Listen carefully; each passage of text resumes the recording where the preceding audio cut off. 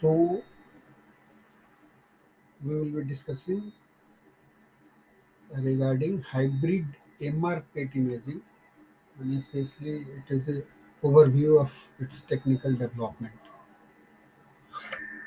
इसमें basically start करेंगे उसके हिस्टोरिकल ओवरव्यू से कि कैसे एमआर पेट एमआर जो है वो डेवलप हुआ बेसिकली, तो कहाँ से आइडिया आया, अ, और उस आइडिया को कैसे उन लोगों ने इंटीग्रेट करने की जब कोशिश करी तो क्या क्या चैलेंजेस फेस किया, राइट, और उस चैलेंजेस को उन्होंने कैसे ओवरकम किया। फर्स्ट एमआर पे एनिमल स्कैनर्स आए, उसके बाद ह्यूमन के लिए आया। इनिशियली जो थे वो सारे के सारे रिसोर्स डेवलपमेंट रिसर्च इंस्टीट्यूट में ही डेवलप हुए थे। एमआर पेट स्कैनर कमर्शियली नहीं अवेलेबल थे, and then suddenly it came into the market as a first as a animal scanner, और उसके बाद जाकर के हमारा ह्यूमन स्कैनर मतलब ह्यूमन पेट एमआर आया बेसिकली। तो उसी में तुमको सारा टेक्निकल डेवलपमेंट भी मिल जाएगा, उसका टेक्निकल ओवरव्यू भी मिल जाएगा, and at the end of this particular lecture at least you will have some selling points which you can remember, जो तुम एग्जाम में रिप्रोड्यूस कर सकते हो बेसिकली। सो मतलब इतना डिटेल की ज़रूरत नहीं है, लेकिन इस ऐसे एसेंस पकड़ना है, एक बार ध्यान से सुनना है, कि ताकि आप कुछ न कुछ jargon वर्ड्स, कुछ टिपिकल चीज़ें जो है उसको आप नरेट कर पाओ फाइनल एग्जाम में। ठीक है, सो हिस्टोरिकल ओवरव्यू में देखें तो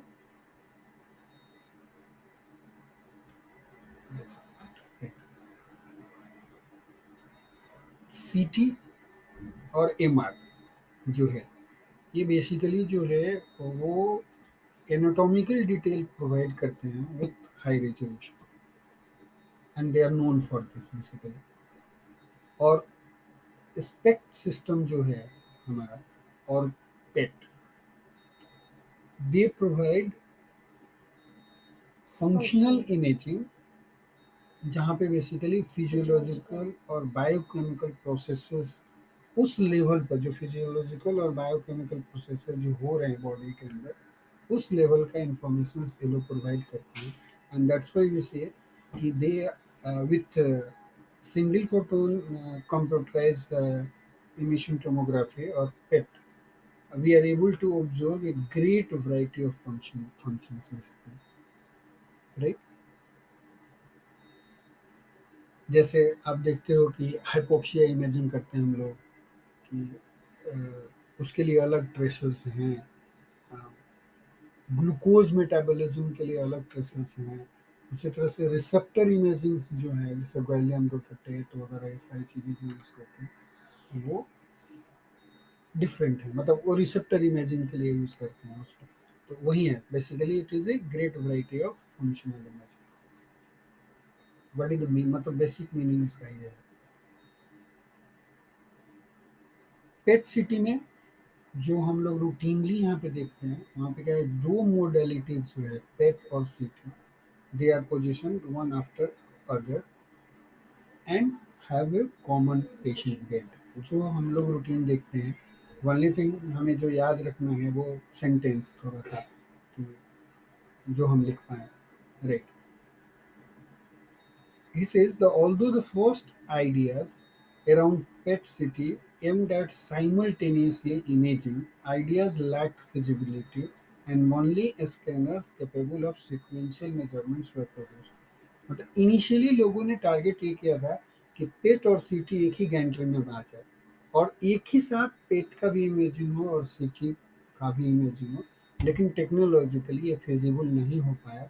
इसलिए अभी जो भी जो पेट सिटी स्कैनर्स अवेलेबल हैं, वो they are position one after another. लेकिन स्पाइरल सिटी जब आया, तो स्पाइरल सिटी का एडवांटेज ये था कि स्पाइरल सिटी में स्लाइसेज जो है वो बहुत फास्ट आप एक्विजिशंस कर सकते हो।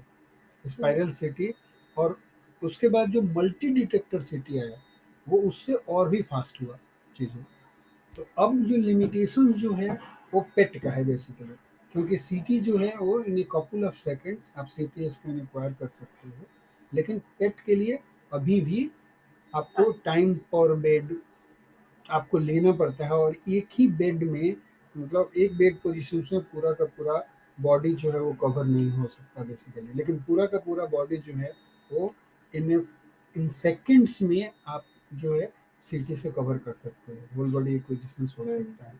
So actual time limiting factor जो है वो है आप पेट के चलते। Now it says if the patient doesn't move, the detailed anatomical information afforded by CT supports the evaluation of PET images beyond the diagnostic value of the CT itself. मतलब ये बोल रहे हैं कि यदि पेशेंट मूवमेंट नहीं हो रहा है तो सीटी जो है वो डायग्नोस्टिक इंफॉर्मेशन, जो सीटी से जो इमेज हमें मिल रहा है वो उसका जो डायग्नोस्टिक वैल्यू है, जैसे जिस डायग्नोसिस के लिए सीटी स्कैन करते हैं वो तो हम कर ही सकते हैं, साइमल्टेनियसली हम एनाटॉमिकल इंफॉर्मेशन भी लेते हैं ताकि हम एटेन्यूएशन करेक्शंस कर पाए। Correct. Often the images obtained by PET and CT deliver complementary data, right, which improves both sensitivity and specificity of the diagnostic outcome. क्योंकि आपके पास पेट भी आ रहा है और सीटी भी आ रहा है, एनाटॉमिकल करेक्शन शुरू करके जो पेट जो बन रहा है वो तो उसका रिक्वायरमेंट है, लेकिन पेट भी रिव्यू कर रहे हो और साथ साथ आप सीटी का भी डायग्नोस्टिक वैल्यू रिव्यू, मतलब उसको भी रिव्यू कर रहे हो। तो सीटी का जो एनाटॉमिकल डिटेल्स और इसका जो फंक्शनल इंफॉर्मेशन दोनों को आप साइमल्टेनियसली कंबाइन कर रहे हो, अलग अलग भी आप रिव्यू कर रहे हो और फ्यूज्ड इमेज भी देख रहे हो, राइट। तो इससे क्या हुआ कि पेट और सीटी दोनों को कंबाइन करने के चलते सेंसिटिविटी और स्पेसिफिसिटी जो थी वो डायग्नोसिस की, किसी भी पर्टिकुलर डिजीज के डायग्नोसिस की, वो इम्प्रूव हो जाती है पेट सीटी से, विथ एलोन यदि कंपेयर करोगे तो पेट से और सीटी से। सो स्पेशली ऑन्कोलॉजी में बहुत ज़्यादा बेनिफिट हुआ इट्स पेट और सीटी का, जहाँ पे जब पेट सिटी में एफडीजी पेट आया था, रेडियो फार्मास्यूटिकल्स, क्योंकि ग्लूकोज मेटाबॉलिज्म जो है वो कैंसर मतलब कैंसर पेशेंट्स में फास्ट होता है, और उसी के बेसिस पे कैंसर का डायग्नोसिस या प्रोग्नोसिस या ट्रीटमेंट रिस्पॉन्स एवेल्युएशन करते हैं। जब इतना मतलब पेट और सीटी दोनों मिला करके मतलब जब दोनों के कॉम्बिनेशन से सेंसिटिविटी और स्पेसिफिसिटी के इम्प्रूव होने के कारण अब मैन्युफैक्चरर जो है वो हार्डली कोई पेट और सीटी अलग अलग बनाता है न्यूक्लियर मेडिसिन में, मतलब स्कैनर बेचने के लिए पेट स्कैनर में, मतलब पेट एलोन तो अब नो बडी इज प्रोड्यूसिंग, अब जो भी आ रहा है वो पेट और सीटी ही आ रहा है। सो राइट, इन एडिशन जो पेट स्पेक्ट सिटी जो है it was originally proposed by Hasegawa et al. And currently offered by the majority of manufacturers and is becoming more and more popular. Aspect City, देखो एक तो पेट सिटी की बात हुई, लेकिन दूसरा जो है अभी एस्पेक्ट सिटी भी आ रहा है, एंड इसको किसने डेवलप किया, original propose by Hasegawa et al, right. And अभी क्या है, currently it is offered by majority of manufacturer, मतलब लगभग सीमेंस भी बनाती है, जी भी बनाती है, हमारे पास मेडिशो का भी है आप देख रहे हो। तो ये सारी कंपनियां जो हैं वो स्पेक्सिटी बनाती हैं, करेक्ट। और न्यूक्लियर मेडिसिन में उसके बाद डेवलपमेंट की बात आती है तो 1970s में एमआरआई इंट्रोड्यूस हुआ as imaging tool, right. 1970s में MRI was introduced as another imaging tool and was primarily used to show the structural detail of the body, right? Nowadays, it is available in clinical department and practices. Since its beginnings, MRI has demonstrated a steady increase in resolution and in versatility so that anatomical details can be revealed in many different ways. Okay, मतलब ये बोल रहे हैं कि 1970s में जो MRI का जो डेवलप हुआ एज ए इमेजिंग टूल, उसके बाद से लेकर के अभी तक जो डेवलपमेंट्स जो हुए हैं उसमें, टेक्निकल डेवलपमेंट्स में, जैसे मान लो कि आप कोरोनल सजाइटस सारे सीक्वेंस मतलब साथ में आप कर सकते हो ये। और दूसरा, बहुत सारे ना उसके जो प्रोटोकॉल्स जो हैं, उसको क्या बोलते हो, जो अ, उसका एक नाम मुझे याद नहीं आ रहा है। नहीं, हाँ, एमआरआई के जो प्रोटोकॉल, हाँ, पल्स सीक्वेंसेस, बहुत सारे पल्स सीक्वेंसेस डेवलप किए गए हैं। जिस पल्स सीक्वेंसेस को सिर्फ आप चेंज करते हो तो एनाटॉमिकल इंफॉर्मेशन जो होता है वो डिफरेंट डिफरेंट वे में आप रिट्रीव करते हो। जैसे मान लो कि बोल्ट सीक्वेंस लेना है, या आपको हाँ T1 T2 बोल्ड फ्लैश, उसके बाद डिफ्यूजन, हाँ, प्लेयर, ऐसे ऐसे करके, correct. So that's what is say anatomical details can be revealed in a many different ways. Further, more MR methods such as functional MRI, fMRI, diffusion weighted imaging, chemical shift imaging provide functional and metabolic informations beyond anatomy. Correct. Anatomy के अलावा anatomical detail तो ये provide करता ही है, लेकिन ये functional information because of fMRI, diffusion weighted and chemical shift imaging, ये functional information भी प्रोवाइड करता है। Okay, when compare to CT, MRI provides much better contrast in soft tissue such as liver and brain. Correct, CT के comparison में इसका contrast जो है MRI का, इट इज मच बेटर है। और स्पेशली सॉफ्ट टिश्यू जहाँ पे अवेलेबल है, जैसे लिवर और ब्रेन की बात कर रहे हैं। More over, unlike imaging procedures mention above, मतलब न्यूक्लियर मेडिसिन में सीटी, टेट, स्पेक्ट या प्लेनर गामा कैमरा की बात लो, इन सारे में रेडिएशन यूज हो रहा है। और यहाँ पे we are using in MRI, we are using non ionizing radiation specifically. It doesn't involve ionizing radiation, and thus it is suitable for repeated scanning, especially or in particular in the pediatric population. So,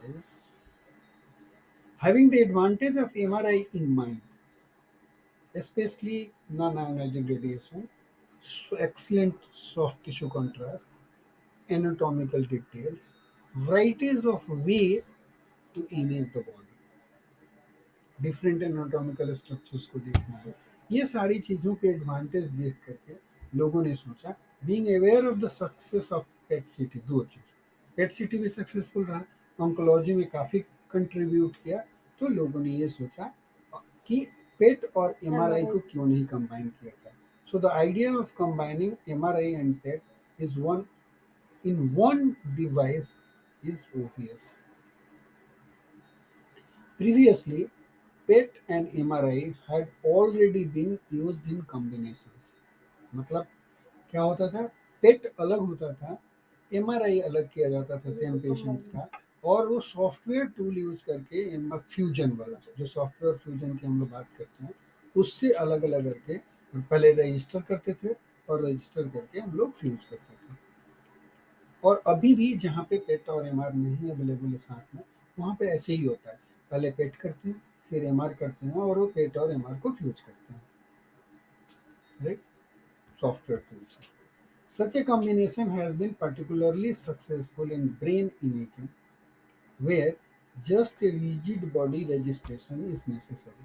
देखो, brain में एक तो brain में movement नहीं है, और वो बिल्कुल फिक्स होता है, छोटा सा स्ट्रक्चर है, और सबका साइज भी ना वो जनरली, मतलब ब्रेन का साइज जो है लगभग एक सेम ही है, उसलिए उसका टेम्पलेट भी डेवलप हो गया। एसपीएम भी जब करते हैं ना, तो एडल्ट का तो लगभग सबका सेम साइज होता है, तो बहुत ज़्यादा उसको हमें मतलब रजिस्ट्रेशंस करने में भी कम एरर आता है बेसिकली।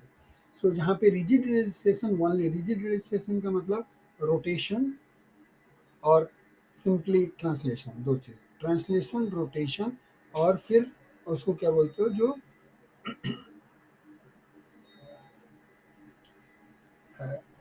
ट्रांसलेशन रोटेशन और उसका साइज इंक्रीज करना, मतलब लीनियर करना है, मतलब स्ट्रेच कर देना है बस एक डायरेक्शन में, राइट। इसको बोलते हैं रिजिड। रिजिड रजिस्ट्रेशंस में यही पार्ट आता है कि ट्रांसलेट, मान लो कि दो दो टेम्पलेट है, इसको ऐसे करके मूव कर दिया तो एक दूसरे पे चिपक गया, राइट। थोड़ा सा रोटेशंस कम है तो उसको थोड़ा सा रोटेट करके वापस लेकर के आ गए। साइज कोई छोटा है तो ऐसे करके बड़ा करके उसको कर लिया, राइट। तो सबसे ज्यादा जो फायदा हुआ मतलब वो ब्रेन इमेजिंग में तो रजिस्ट्रेशन काफी अच्छे से हो जाता है। In whole body imaging however, whole body में क्या है, combination of MRI and PET in one instrument with one patient bed, as in PET CT, is most advantageous. लेकिन होल बॉडी इमेजिंग में क्या है, जैसे मान लो पेशेंट ब्रीद करता है, राइट, तो उस समय पे वो सिर्फ रिजिड रजिस्ट्रेशन से काम नहीं चलता, राइट।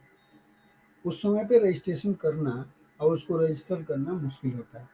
ये बात तुमको और क्लियर होएगी जब नेक्स्ट क्लास, जब नेक्स्ट लेक्चर जब आएगा, जहाँ पे जो करेक्शंस वाली बात आएगी, तब जाके और क्लियरिटी डेवलप होगी कि क्यों इतना इम्पोर्टेंट है। ओके, तो ये बोला उन्होंने कि होल बॉडी इमेजिंग यदि करनी है तो जैसे हमारा पेट और सीटी में होता है, एक एक बेड का रजिस्ट्रेशन होता है, उसी तरह से पार्ट बाय पार्ट रजिस्टर्ड यदि हो जाए एमआर और पेट के बीच में, तो वो ज़्यादा एडवांटेजियस होगा और फिर होल बॉडी इमेजिंग हो सकती है।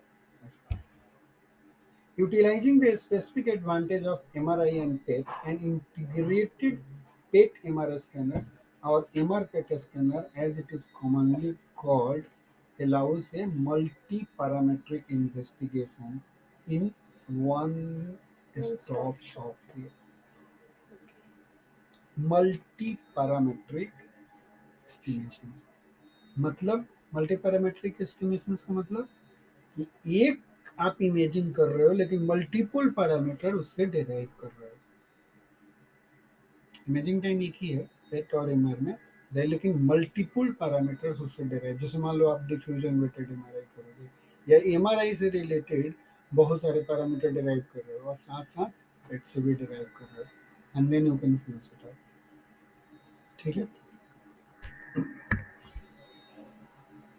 When combining PET and CT technology, देखो जब पेट और सीटी टेक्नोलॉजी कंबाइन हुआ तो कोई बहुत ज़्यादा चीज़ें चेंज नहीं करने की ज़रूरत पड़ी हमें। पेट में से एक ही चीज़ मॉडिफाई किया। पेट के साथ जो पहले पेट स्कैनर जो होते थे उसमें ट्रांसमिशन सोर्स होते थे, एटेन्यूएशन करेक्शंस के लिए यूज करा जाता था। उसको क्या किया, उसको उन्होंने हटा दिया, बोला इसकी ज़रूरत नहीं है, उसकी जगह पे आप सीटी लेकर के आ जाओ। So it was easy. Rest everything remains same. तो वही बोल रहा है। When combining PET and CT, the technology of two modalities remained basically unchanged. Only the PET component was modified by no longer offering a transmission facility because the data for attenuation corrections could be derived from the CT data. तो CT हो गया तो वहाँ से भी, वहीं से attenuation corrections जो है उसके लिए जो डेटा चाहिए था वो वहाँ से पिक कर लेते हैं। पेट एमआर के साथ PET and MR scanners however cannot be simply combined in one single device. क्यों, जैसे एक में क्यों नहीं कर सकते, उसका रीजन एक है, एक तो फोटो मल्टीप्लाइड ट्यूब है, राइट। फोटो मल्टीप्लाइड ट्यूब क्या है, जो हमारा पेट में जो यूज हो रहा है वो उसका प्रिंसिपल कंपोनेंट जो है वो फोटो मल्टीप्लाइड ट्यूब है, ये आपको पता है। और फोटो मल्टीप्लाइड ट्यूब जो है इट इज वेरी सेंसिटिव, इतना सेंसिटिव है, even very sensitive to a small magnetic field, right, such as earth.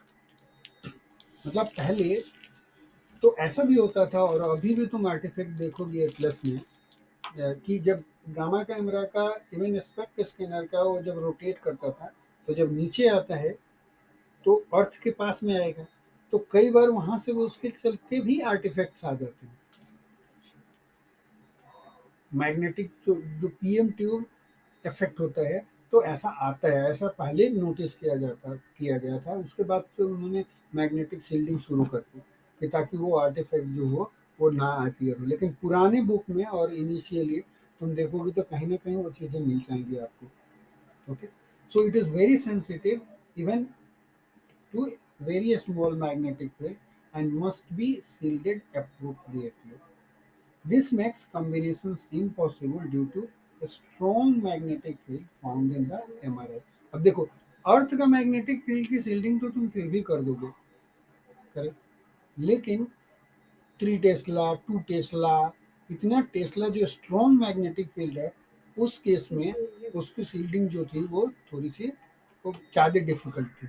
Even if यदि मान लो वो पॉसिबल भी है, इवन इट वेयर पॉसिबल, यदि मान लो कि वो पॉसिबल भी था कि to protect photomultiplier tube using ferromagnetic shielding, large forces would act on the shielding and completely destroy the homogeneity of the magnetic field.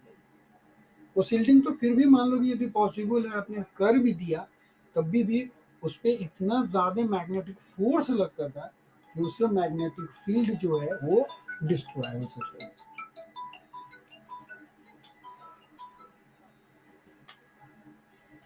ठीक है, सो मैग्नेटिक फील्ड की होमोजेनाइटी जब डिस्टर्ब होगी, तो वैसे भी आप एमआरआई की इमेजिंग नहीं कर सकते। वो एक बेसिक ये है। जैसे मान लो कि हमारे यूनिफॉर्मिटी, यदि मान लो कि यूनिफॉर्मिटी हमारी डिस्टर्ब हो गई, तो यूनिफॉर्म सोर्स रखेंगे तो यूनिफॉर्म इमेज थोड़ी ना आएगा, चाहे पेट हो या आपका प्लेनो गामा कैमरा हो। तो उसी तरह से एमआर में भी वही बात है। तो वो मैग्नेटिक फील्ड की होमोजेनिटी जो है होनी चाहिए, वो नहीं डिस्टर्ब होना चाहिए। तो एक तो प्रॉब्लम ये रहा। दूसरा problem, another problem relates to PET signal processing electronics. अब पेट सिग्नल का जो सिग्नल को प्रोसेस करता था, जो जो प्रोसेसिंग यूनिट जो है, वो वहां पे क्या हो रहा है, देखो इलेक्ट्रॉन का मूवमेंट हो रहा है, भाई मूव करेगा ना एक एक प्रोसेसिंग यूनिट से दूसरे में। तो इलेक्ट्रॉन का मूवमेंट है तो करंट है, और करंट का मूवमेंट है तो मैग्नेटिक फील्ड है, फिर मैग्नेटिक फील्ड इफेक्ट हो जाएगा एमआर का, करेक्ट। तो ये था which could affect the MR images adversely. Image quality को उसको अफेक्ट करेगा दोनों। देखो एक तो क्या है कि यहाँ ये भी तो मैग्नेटिक फील्ड बनेगा ना इसका, तो ये एमआर के इमेज को भी अफेक्ट करने वाला है। ये मैग्नेटिक फील्ड उसके मैग्नेटिक फील्ड से जाकर के इंटरेक्ट करेगा, right, adversely, and thus a special measure must be taken to shield the PET electronics also। तो दो चीज आया, एक पहला तो पीएम ट्यूब जिसकी मैग्नेटिक शील्डिंग डिफिकल्ट थी, यदि शील्डिंग कर भी सकते थे कभी भी स्ट्रॉन्ग फोर्स एक्ट करता था, हाँ, यस। और दूसरा जो था वो पेट का जो सिग्नल प्रोसेसिंग यूनिट जो था, वो एमआरआई के सिग्नल को एडवर्सली इफेक्ट करता था। तो ये दो प्रॉब्लम दिखे इन 1997 में, राइट, 1997 में। ये जो सिमोन चेरी और सोरेंसन वाली जो बुक जो पढ़ते होता हूँ, सिमोन चेरी एंड ये P Paul Marsden at University of UCLA, university of कुछ कैलिफोर्निया लॉस एंजलिस ऐसे करके है, जो भी UCLA, right, reported the first simultaneous acquired pet MR images of Phantom. इन्होंने पहला एक इमेज दिखाया 1997 में, एक फैंटम का इमेज, किससे एक्वायर किया था, पेट एमआर, राइट, ओके। कितना कितना टेस्ला का मशीन था, 0.2 टेस्ला एमआरआई सिस्टम, राइट। इस एमआरआई सिस्टम में interference between PET and MR were avoided by connecting the scintillation crystals and the PMT by 4-meter long optical fiber cables। क्या किया इन्होंने, देखो सिंटिलेशन क्रिस्टल पेट का और पीएम ट्यूब को 4 metre दूर कर दिया। समझ गए कि यहाँ पे सिंटिलेशन क्रिस्टल से लाइट इमिट होगा, वो लाइट जो होगा ऑप्टिकल फाइबर से होकर के और वो पीएम ट्यूब के पास जाएगा। लेकिन वो पीएम ट्यूब और सिंटिलेशन क्रिस्टल के बीच की दूरी कितनी रखी, 4 मीटर। राइट, सो ये it was by 4 meter long optical fibers so that PET detector was kept away from the comparatively weak magnetic field। क्योंकि 4 मीटर जब दूर हो जाएगा एमआर से तो वहां पे मैग्नेटिक फील्ड का स्ट्रेंथ जो होगा वो कम हो जाएगा। राइट, देखो ये तुमको याद रखना पड़ेगा, यही सब चीज टेक्निकल ओवरव्यू में आएगा कि कैसे कैसे चीजें डेवलप हो रही हैं, क्या प्रॉब्लम्स थे और उसको उन्होंने कैसे कैसे ये किया। Okay, as the scintillation crystals were only PET component in the MR field of view, interference from PET detector and its electronics into MRI was were minimized। ठीक है, दूर रखने से वो क्या हुआ, वो सिर्फ मिनिमाइज हो गया ना, क्योंकि पेट कंपोनेंट के बीच में और एमआरआई के फील्ड ऑफ व्यू में उसी में इंटरफेरेंस जो था उसी को कम करना था और वो उतना दूर रखने से वो मिनिमम हो गया। उसका एक इमेज जो है वो अभी दिखा figure 9.1 shows the equivalent experiment of the same group using 1.5 tesla MRI. So 1.5 tesla MRI का ये एक फैंटम का इमेज है। फैंटम ने सी टाइप का एक स्ट्रक्चर बनाया था और यहाँ पे 2 डॉट्स थे। राइट, और ये तुम्हारा पेट का इमेज है, ऐसा ही है ना शायद। देखो ये जो है ये बोल रहे हैं ये तो पेट एमआर का स्कैनर है। ये देखो ये व्हाइट वाला दिख रहा है तुमको, ये पेट ये एमआर की गैंट्री है, समझ गए। और इस गैंट्री के अंदर ये एरो दिख रहा है व्हाइट वाला, ये पेट का क्रिस्टल है, समझ गए। और ये ब्लैक ये दिख रहा है तुमको, ये वाला लाइन ये दिख रहा है, ये जिसमें मेरा जो माउस जो है होवर कर रहा है, यही ऑप्टिकल फाइबर केबल है। तो यहाँ पे इस डिटेक्टर से ये ऑप्टिकल फाइबर केबल से कनेक्टेड है और ये ये बॉक्स जो दिख रहा है ये बॉक्स में पीएम ट्यूब है और इसका पेट का इलेक्ट्रॉनिक्स है जो यहाँ पे प्रोसेस करता है उसके इंफॉर्मेशन। ये जो दिखा दिए crystals of PET detector located inside a 1.5 tesla MR scanner by white arrows, ये दिखा है। राइट, और उसके बाद क्या लिखा, and connected via optical fibre black arrow, ये ब्लैक एरो है। Right, to a metal box containing the detector electronics with its photometric light ray। The PET image B, ये जो है पेट का इमेज है, एंड एमआर इमेज ये जो है C of C sept phantom filled with a solution of night हाँ nickel sulphate NiSO4 and gallium 68। ये इसका इमेज है फर्स्ट तुम्हारा 1.5 टेस्ला एमआर पेट एमआर का।